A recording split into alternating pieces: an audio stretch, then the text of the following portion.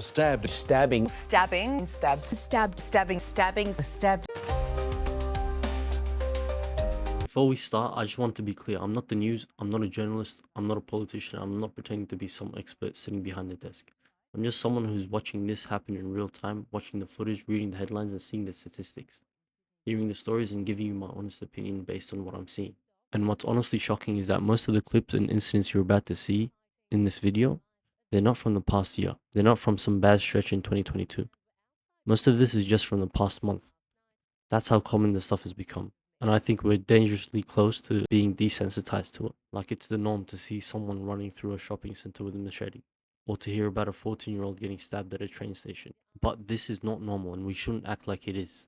Thugs are on the run after a terrifying machete melee at a shopping centre in the city's north. The violence broke out around the corner from one of the government's new Amnesty bins. Crime reporter Gillian Lantouris. Friday night at the shops takes a terrifying turn. Machetes swinging, families running as rival gangs clash at Broadmeadows Central. We've seen the two kids just out of nowhere, they started arguing and then bang, they just pulled out the machetes. Staff members ushered customers into stores and closed their shutters, while chairs were thrown and jewellery displays ruined. It's like a movie. Like, Gladiator? The knife crime epidemic in Australia is beyond disturbing.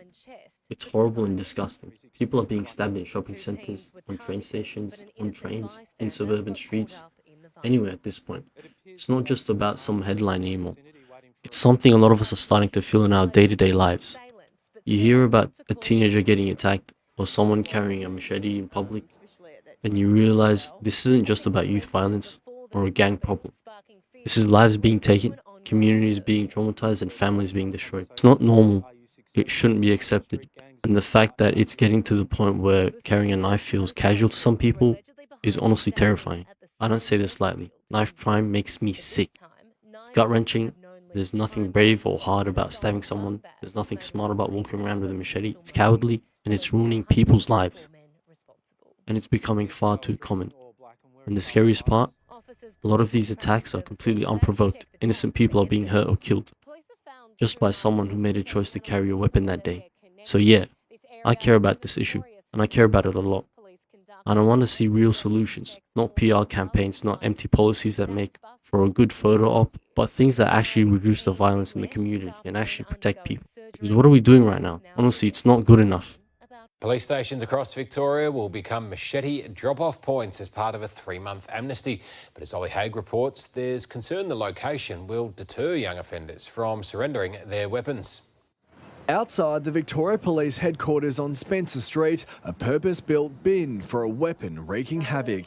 This is very important.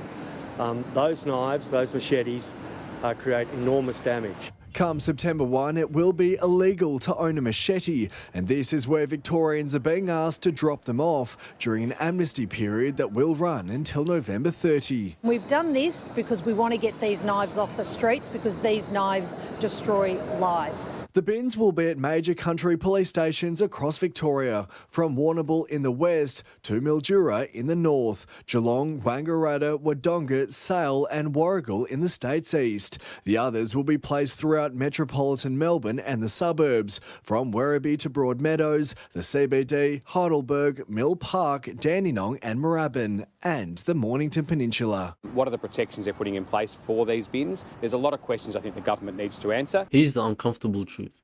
We're seeing symbolic policies like disposal bins being promoted as if they'll fix something. The people most likely to use a weapon aren't walking up to a bin and dropping it off. Enforcing and sentencing is still sending mixed signals, often too soft to deter repeat behavior. Public concern keeps rising while governments point to flashy and costly solutions with minimal real-world impact. The end result, what does that look like? A system that looks like it's doing something, while sidestepping the hard, expensive, long-term work, intervention, prevention, and stronger legal follow-through, and addressing why some people are carrying weapons in the first place.